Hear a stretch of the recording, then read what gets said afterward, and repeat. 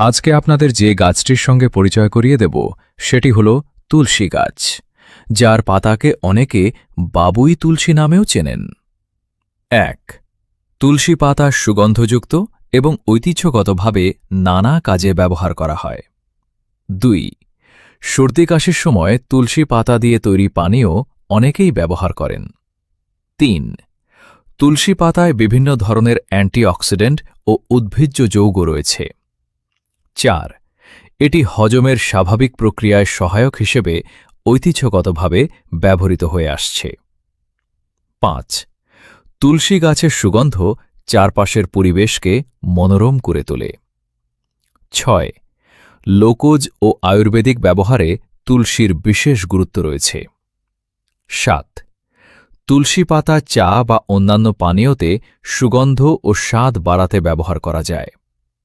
৮. বাড়ির আঙিনায় তুলসী গাছ সহজেই লাগানো ও